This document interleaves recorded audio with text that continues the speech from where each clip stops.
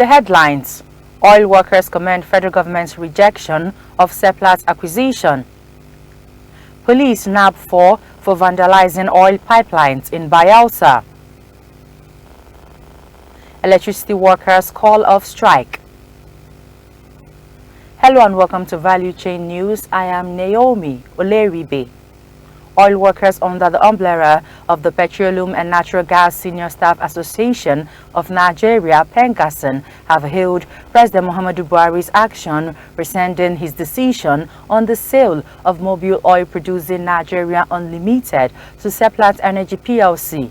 The workers, mostly from the Nigerian National Petroleum Company (NNPC) Limited, under the aegis of the Group Executive Council (GEC), applauded President Buhari for withholding the ministerial consent to the acquisition of the oil and gas assets. In a statement issued recently and signed by the GEC chairman Emeka Okorie and Secretary Peter Asemota, the workers said the decision was indeed timely, necessary and commendable as it places national interest over and above other interests. The group also lauded the vigilance and watchdog role played by the nation's oil and gas regulator, the Nigerian Upstream Regulatory Commission (NUPRC), led by Engineer Gbenga Komolafe, for ensuring transparency, fairness and adherence to due process and due diligence in the deal.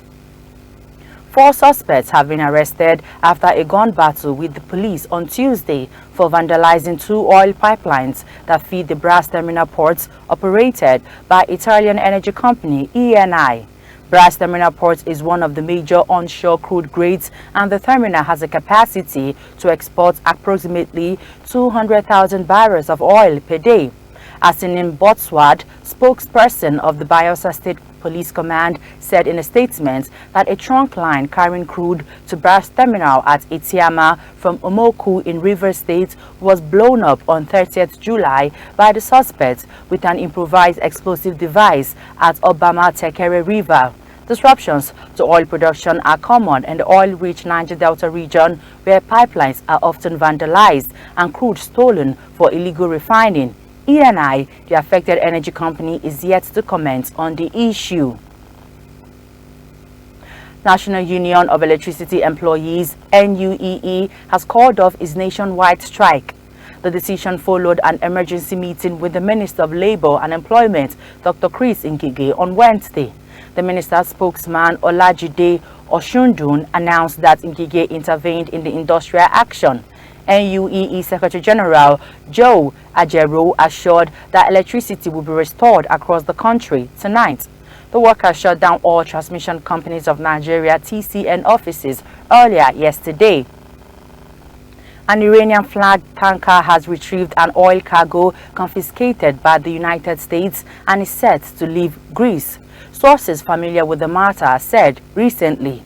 The seizure of the Lana, formerly the Pegas, prompted Iranian forces in May to seize 2 Greek tankers in the Middle East Gulf, which have not yet been released. The United States had hired a tanker in April to impound the oil on board the Lana tanker, which had been anchored off Greece.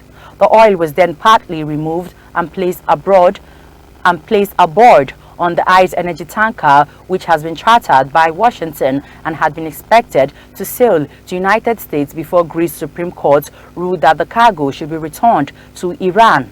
The reloading process is complete, one of the sources said, adding that the vessel would sail to Iran after the reloading was completed.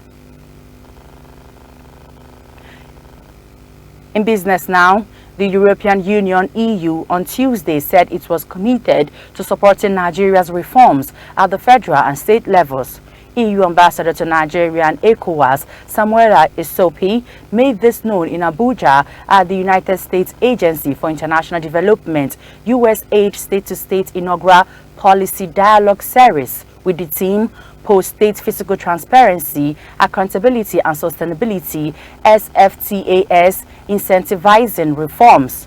The ambassador, represented by the EU's head of cooperation, Cecile Tassin Pelza said reforms were integral to government and institutions. She added that the reforms had no end as countries need to adapt constantly to the changing dynamics of socio-economic and geopolitical circumstances. According to her, this same goes for organizations such as the EU, which drives reforms at home and promotes them beyond its borders. And now, let's take a quick look at oil prices and exchange rates today.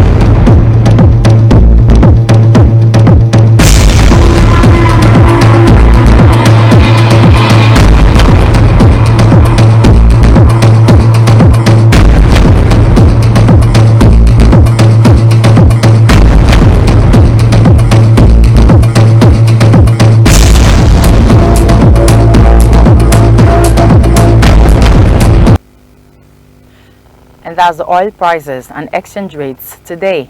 Ensure to follow us on all our social media platforms via Instagram, Twitter, and Facebook. Also, don't forget to subscribe to our YouTube channel to gain first access to all our news and content. I am Naomi Oleribe. Thank you for watching. Good afternoon.